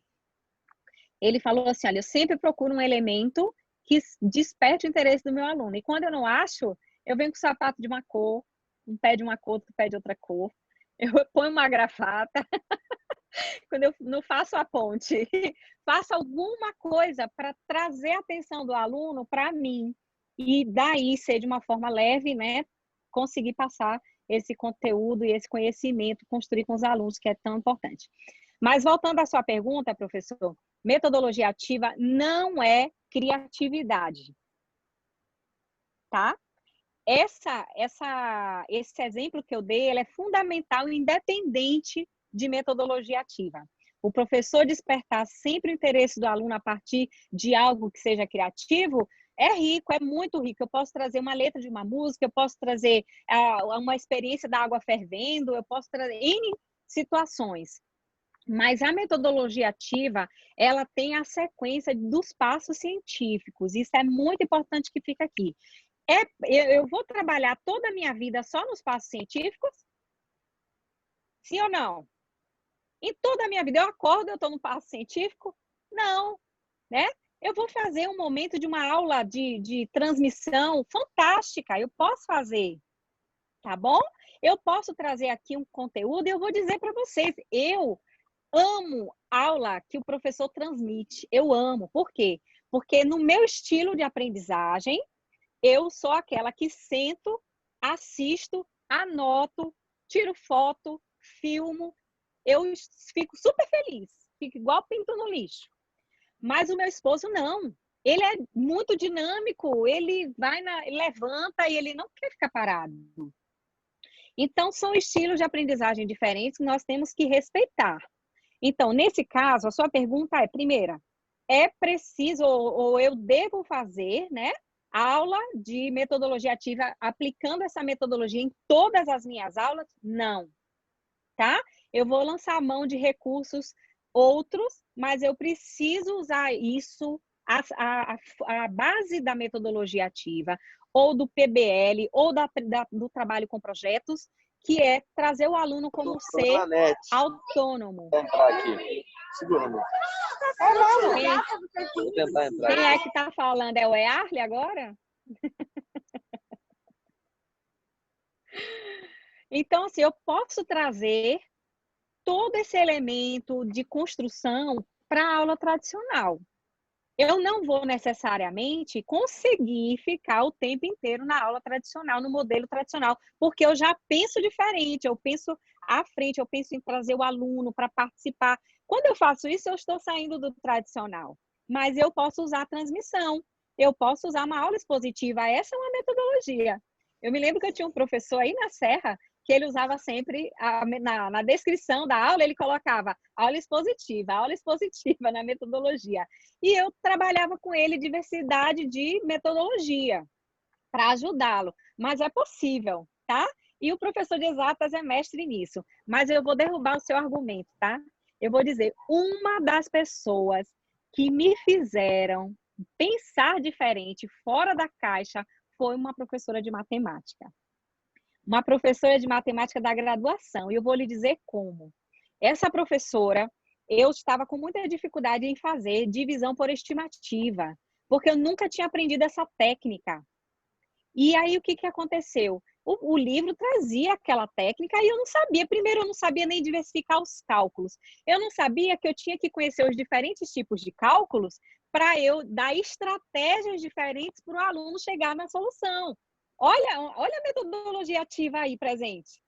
Então, o professor, se ele tiver isso no pensamento dele, o professor de exatas, ele vai trazer N estratégias para que esse aluno possa usar uma delas, não é assim? E outra coisa, eu tenho que saber que o cálculo mental é uma estratégia e vai ser muito mais rápido do que, por exemplo, se ele for fazer usando a calculadora do próprio corpo, que são os dedos, né? Porque quando eu passo de 10, eu vou para 20, eu vou para 30, eu vou começando a ficar longe e eu não vou saber mais contar nos dedos. Mas o cálculo mental vai me dar estratégias. Aí eu vou fazer uma divisão por estimativa, vai me dar estratégia. Aí o que a professora fez? Eu cheguei na faculdade e eu disse assim, professora, olha, hoje eu fiz uma coisa que eu não gostaria, mas eu não sei o que fazer. Eu não sei dar aula de divisão por estimativa. Então, eu fechei meu livro naquela página, eu colei uma página na outra com um clipe. E eu escrevi assim, não dá essa aula. Eu devia ter tirado uma foto disso para comprovar. A professora, sabiamente, disse assim, ô Neila, acontece. Mas, Neila, deixa eu te fazer uma pergunta aqui, olha. Neila, se você recebesse, vamos dizer que você tem vários grãos de feijão. Pensa aí. Vamos fazer um desenho aqui no quadro. E ela começou a desenhar lá uns grãos de feijão. Ela disse, Neila, só que é o seguinte, você tem esse grão e seu desafio, que é muito grande, é você tem lá seus convidados, seus amigos, ou você está brincando, né, com aquelas colegas, e você quer distribuir aqueles grãos de feijão. O que que você faria? Então, naquela hora, eu disse, meu Deus, eu contaria tudo, faria uma conta de divisão no algoritmo. Ela disse, boa, excelente estratégia. Agora, se essa quantidade aumentasse de uma forma tal que você não conseguisse contar tudo de maneira rápida, você tem tempo, você está corrida, que tal se você pensasse uma outra forma de você distribuir? Você poderia distribuir aos poucos? Aí eu falei, eu acho que sim, eu poderia ir distribuindo aos poucos. Ela, de quanto? Você começaria com quanto? E eu comecei a pensar a respeito. As perguntas dela foram, para mim, uma reflexão. E eu nunca na minha vida pensei que a estratégia de divisão por estimativa fosse uma das minhas preferidas para ensinar alunos que estão aprendendo divisão. E eu aprendi porque aquela professora contou um caos, uma história sobre o feijão, e ela me convidou a fazer parte da história, distribuindo o grão de feijão, e nós fomos distribuindo de 10 em 10 até acabar aquele grão de feijão. E no final das contas, eu descobri que cada vez que eu distribuía um 10, eu tinha a formação de um quociente, e eu nunca imaginaria isso. E olha, eu estava tão prevendo que você ia falar não só você, né? Mas qualquer professor ia fazer essa abordagem, que eu trouxe para você, para provar, olha, diferentes tipos de cálculos, estão vendo? Aqui foi o texto que a professora me deu depois que eu aprendi na minha mente como usar os diferentes tipos de cálculo. E tudo a partir da historinha, da pergunta, e é exatas. Incrível, mas é possível. É a gente começar a pensar fora da caixa, para a gente começar a chegar lá no coração do aluno, na nossa necessidade. Obrigada, viu, professor Tarcísio? Eu respondi sua pergunta, tá tudo certo? Excelente, respondeu sim. E olha só, que eu aprendi também. Papel e caneta é metodologia ativa também, né? Com e certeza. Só contribuindo também, Neila, aquilo que a Flávia também já falou, uma coisa legal também que a gente vê com isso é que não tem como o aluno ter nota ruim, porque o professor ele está em todo o processo junto com o aluno. É como se fosse aquele nosso TCC, que a gente tem um encontro com o orientador. No final dá certo, porque o orientador lhe deu todo o suporte, fez tudo direitinho, né? Então, quando você faz dessa forma, levando a reflexão, levando ao pensamento, fazendo fora da caixa, você está junto, você é ali um mentor com aquele menino, é um tutor dele. E o resultado final é 10, porque você está junto na jornada, né? No percurso. Exato. Eu achei essa sua fala fantástica, se aplica super bem, porque a gente está pensando que a prova, a nota, ela é o momento que a gente vai se vingar. E é por isso que a gente tem um trabalho, né, horroroso em cima de nota. Mas quando a gente chega lá, como você colocou, né, eu estou fazendo mestrado e sei bem o que é isso. A professora está te orientando, sabe? Quando você não está pensando a respeito, você não sabe nada, você não sabe nem o que você vai pesquisar, e a professora te faz pensar. Você entra naquele assunto, são perguntas que ela te faz, que você começa a buscar respostas, as hipóteses, é isso que vai construir o pensamento. Então, eu não tenho defeitos intelectuais, né, que vão me prejudicar no meu conhecimento. Agora, não estamos falando aqui de inclusão, estamos falando de metodologias. Inclusive, a metodologia que o professor vai utilizar para a inclusão pode ser uma tradicional, né? Então, a gente pode... O professor, eu gosto sempre de comparar. Sabe quando você vai no hospital, no consultório, e sai de lá com uma receita, o médico ouviu você, ele passou exames, fez um diagnóstico, te deu uma receita. E você toma aquilo de olhos fechados, né? É uma coisa impressionante. Você pensa assim, é médico, ele sabe. Nós somos profissionais de educação. Nós sabemos, de fato, como o aluno precisa aprender e quais estratégias ele precisa, dependendo do nível que ele está, da competência que ele tem e da competência que ele pode vir a desenvolver. É isso, nós somos profissionais, eu gosto de usar essa expressão. A profissionalidade do professor, ela é inquestionável. Temos formações ruins? Temos. Né? Temos processos ruins nos cursos de graduação? Temos. É por isso que a formação continuada é tão importante. É por isso que a coordenadora, orientadora, diretor, gestor, coordenador do campo, departamental de educação, fazem todo o esforço para que se crie esses momentos de aprendizagem, como agora a gente está passando, para ajudar a gente, né? E a gente fica pensando, mais uma reunião. Mas, enfim, a gente faz parte da vida, a gente precisa aprender. E é assim que a gente aprende. Mais alguém? Estou aqui à disposição. Neila? Oi, estou te ouvindo. Eu ou mais alguém? Quem está falando? A Fernanda? Isso. Pode falar, Fernanda. Boa noite. Boa noite. A gente tem, graças a Deus, estamos tendo várias reuniões, né, para falar justamente sobre esse momento que a gente tem vivido e quais práticas nós vamos utilizar, né? A gente tem tido essa troca muito gratificante para nós professores, né? E eu queria saber de você, professora, na questão da alfabetização, porque aqui tem vários professores de educação infantil, eu sou professora de primeiro ano, e a gente... Porque eu entendo que é, sim, provável e possível. Travou aí? Eu fiquei... Vocês estão travados para mim, vocês estão me ouvindo? Travou um pouquinho só, mas voltou rápido. Tá bom. Só na parte então, sobre a alfabetização... do perfeitamente possível que você estava falando, aí o que antecedeu isso eu não ouvi. Tá bom. Mas eu queria ouvir exemplos. Sobre a alfabetização, né? Nossa, aí você tocou no meu coração. Eu sou apaixonada por alfabetização, né? Quem trabalhou comigo sabe. Inclusive, a minha dissertação, né? A minha pesquisa é em cima da alfabetização. E é com certeza desafiador para o professor, para a professora trabalhar a alfabetização à distância, sem dúvidas.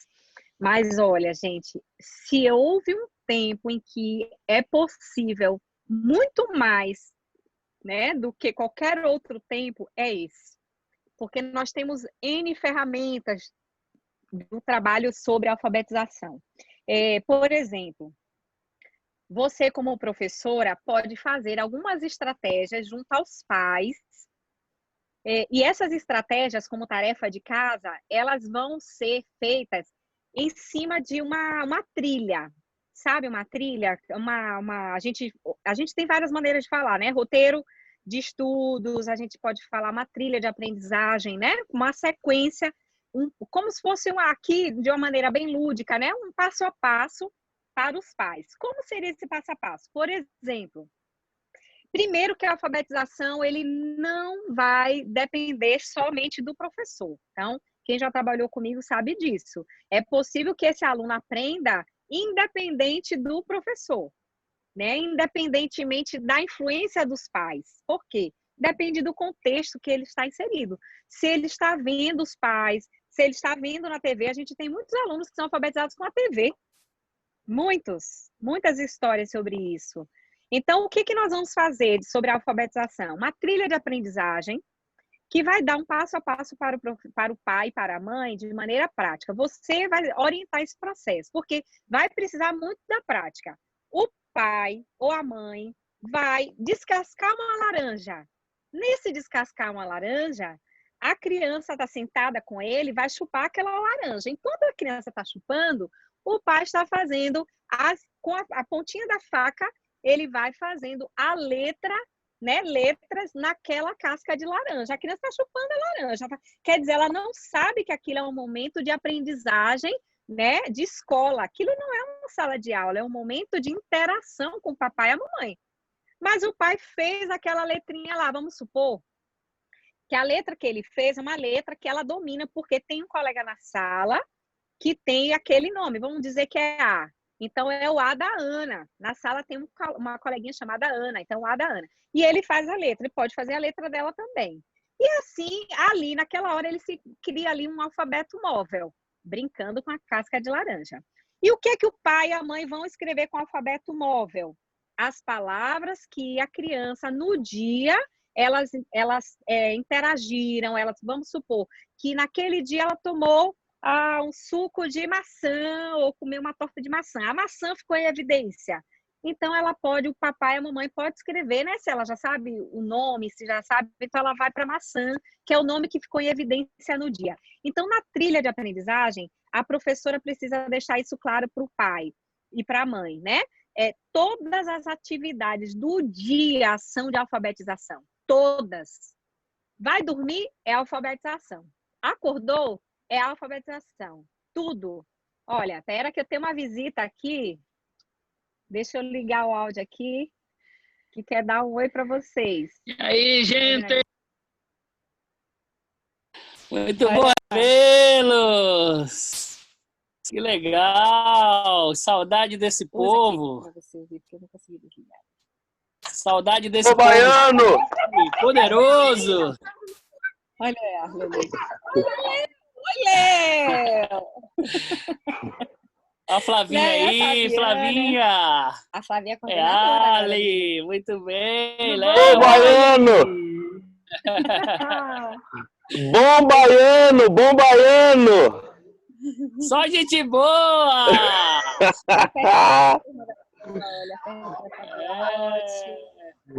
Galera toda aí, que legal revê-los! Um abraço, gente! A Kátia também está aqui, a Claudinha está aqui, Cleide está aqui.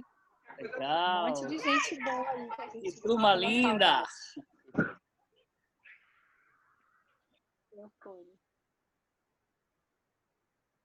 Pois é, professora Lucilene, esse é o pastor Downey. Que para esse grupo é o diretor amigo querido, né? Como fica no coração quando você sair, né? Sempre quando a gente sai, é o que fica a saudade, é o bom, né? Só assim, quando a gente tá, é batalha, né? Vai contar aqui que a gente escorreu muita água daquela escola, fez comida na cozinha, né, Elaine? E muito desafio. Depois ficamos amigos. Muito bom, gente. Muito bom. O Léo também, que apareceu aí. Bom demais ver vocês assim. Mas voltando ao assunto da alfabetização. Então, professora, tudo que você for fazer é alfabetização. Então, faz uma trilha e coloca assim, na hora de acordar, né? Vai fazer o momento que a mãe e o pai estão acostumados em casa. Então, nessa hora, o que pode ter? Plaquinhas com o nome das coisas do quarto. Começa com ambiente alfabetizador. Isso é, assim, importantíssimo. Primeiro passo, ambiente alfabetizador e os pais sabendo que tudo é alfabetização. Então, você pode colocar como parte da trilha, fazer um planejamento de alimentos. O que tem na geladeira, né? Que ele pode, rótulos, por exemplo. Leitinho tem no armário, o suco que está na geladeira. Então, você pode pedir cada dia uma coisa de cada letra, né? Você pode começar com a letra do próprio aluno. Eu, particularmente, acho que a alfabetização tem que ser a partir dos nomes. Nome do aluno, nome dos colegas da turma, porque tudo vai envolver esse grupo e vai facilitar você construir o alfabeto da turma. Tá bom? Então, a sua aula com esse aluno vai ser para resgatar esses momentos, né, e fazer com eles. Por exemplo, o quarto tem nome no guarda-roupa lá, tem o nome na cama, então você vai fazer na aula, no seu planejamento, a fichinha de palavra e vai mostrar lá. Que palavra é essa? Então, quem já sabe? Então, quem já acordou e já o pai já disse, olha, aqui é o guarda-roupa, aqui é a cama. De tanto ele saber, de tanto ele ouvir, ele vai entender que ali está escrita aquela palavra. Daí, para você ensinar o alfabeto, ir para as letras e depois formar novas palavras, é um pulo, porque partiu do conhecido deles, né, para o desconhecido. E você pode formar com as sílabas novas palavras também desse vocabulário. Então, assim, claro que eu não vou conseguir te passar aqui, né, um catatal de atividades, mas a essência é essa. Trabalhe com fichas de palavras no espaço da casa todo, né, use cartazes para isso junto com os pais, fichas de 50 centímetros, né, você pode usar 40 centímetros de largura e ou 30 centímetros de largura e 50 centímetros de comprimento. Coloca a palavra sempre escrito de preferência de hidrocor vermelho, hidrocor, canetinha colorida, né? O pincel vermelho. Por quê? Para chamar atenção. E aí construir novas palavras a partir dessas que você for retomando. Use ferramentas de alfabetização, tem muita coisa na internet. Tem que é formar palavras, né? Que são aplicativos. Eu gosto muito de deixa eu ver se eu me lembro o nome dele aqui. Letroca. Letroca. Esse é ótimo. Letroca é ótimo. Tem tempo, mas para alfabetização você não põe tempo. Tem online, mas eu não uso online, sabe? Não é para disputar com ninguém, é para a criança aprender. Então, você pode usar como construção e isso vai viciar, entre aspas, né? Vai criar uma gamificação do processo de alfabetização. O Letroca ajuda bastante, ele é gratuito, tá? E a criança pode brincar no celular o tempo que ela quiser. É muito bom, vale a pena, tá?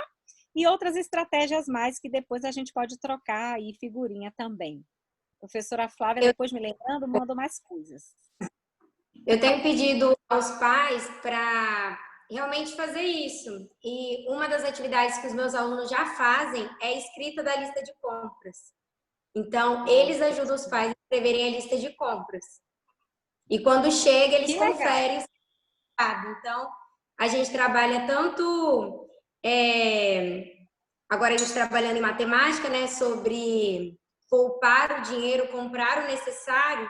Então, eles também conferem depois, quando chega a compra, se comprou o necessário. Legal! E sabe o que você pode fazer? Alfabeto móvel. Essa estratégia do alfabeto móvel, da ficha de palavra, não perca. Agora, não é para alfabeto móvel esporadicamente, não. É uma estratégia diária. Cada dia a família deve fazer, por exemplo, naquele dia estudou sobre a maçã, né? Vai montar palavras com a maçã, mas vai montar a palavra maçã com as letras, né, do alfabeto móvel, mas ela pode formar novas palavras. Eu me lembro de uma estratégia que uma professora usava, muito rica, que era assim, uma folha de atividade por dia, que ia para casa, né? Você deve planejar as atividades também. Nessa folha de atividade, era tarefa diária formar as palavras da atividade no alfabeto móvel. E sabe onde você pode registrar isso? No caderno de desenho. O caderno de desenho é a melhor ferramenta para a alfabetização. Por quê? Tanto para a educação infantil quanto para a alfabetização. Eles ainda não estão escrevendo na pauta. Se estiverem escrevendo na pauta, use, mas o caderno de desenho vai desenhar a cena. Então, ele foi na geladeira, pegou as comidas com a letra tal, ou então não determine letra, peça que faça uma feirinha, né, na própria geladeira, e aí o que ele vai fazer? Desenhar aquelas embalagens no caderno de desenho. Depois que desenhou, tem que identificar com a letrinha dele, a escrita com autonomia. Aí o que a mãe vai fazer? Veja que a criança está fazendo sozinha. A mãe vai direcionar, dar o caderno, né, de desenho, vai ajudar a criança, que ela até pode pegar sozinha. Mas a mãe tem uma tarefa importante, que é fazer a identificação daquela palavra, é a tradução, porque naquela hora a criança sabe, mas depois ela não sabe mais o que ela escreveu, né? Então, se ela quiser escrever leite, mas ela não tem ainda a escrita ortográfica, né? Que é já a alfabética, na etapa alfabética, então ela pode escrever com garatujas e etc. A mãe vai precisar fazer uma interpretação ali, uma tradução literal ali, tá bom? E sempre com letra bastão. Só escrever com letra cursiva no segundo semestre do primeiro ano para frente, ou quando a turma já tem um domínio, já está no nível silábico alfabético bastante importante, que já consegue tirar as palavras do pensamento para registrar, né? Mesmo que não seja com todas as letras, para você entrar na fase de escrita manuscrita, né? aí que com a letra cursiva tem que ser num nível melhorado. Não quer dizer que não vá trabalhar com letra cursiva, tá bom? Não quer dizer, você deve trabalhar, mas sempre fazendo brincadeiras, associando a letra bastão com a cursiva, pode ligar palavras com letras diferentes, né? Assim, mas a mesma palavra escrita com diversas fontes, sempre. E se a criança já escreve com letra cursiva, nunca retroceder e dizer, não vai poder escrever, senão a gente vai estar fazendo o outro pecado, né? Que é regredir a criança. Já sabe, vai para frente. Por isso que cada criança tem que ser trabalhada no seu nível, igual como eu mostrei para vocês essa atividade, né? Avaliando cada criança de acordo com o que ela sabe. Muito obrigada, professora. Beijinha. Infelizmente, nosso tempo já até estourou, mas olha, queremos agradecer muito, porque você trouxe coisas muito boas e o negócio começa a fluir.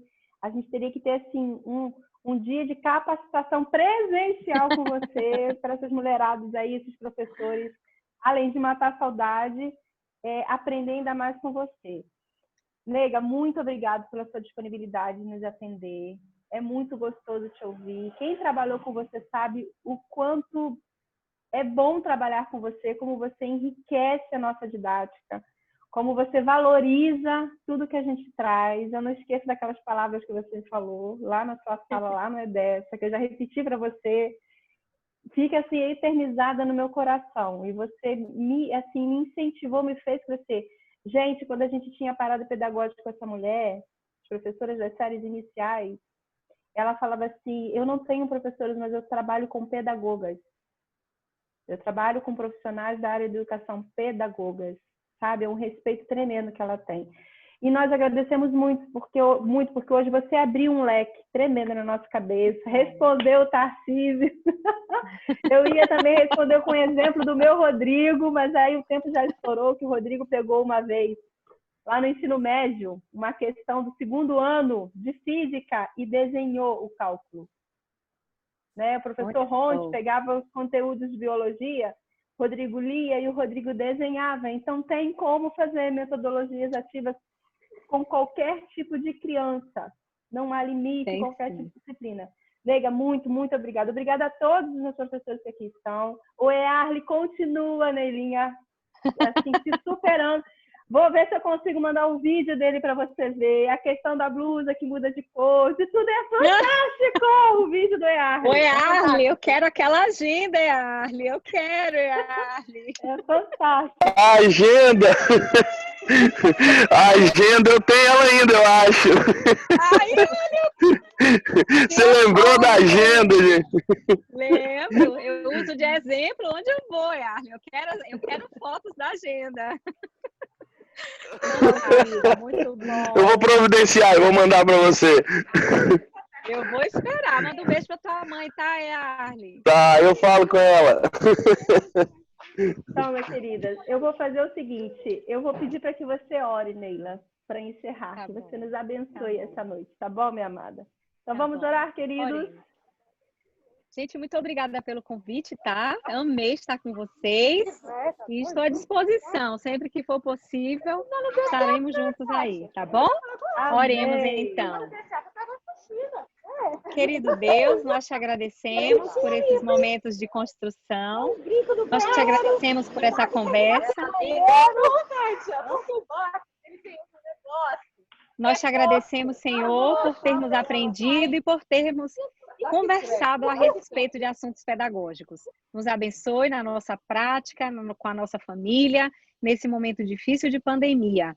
Ajude ao Pai, Departamento de Educação, da AES.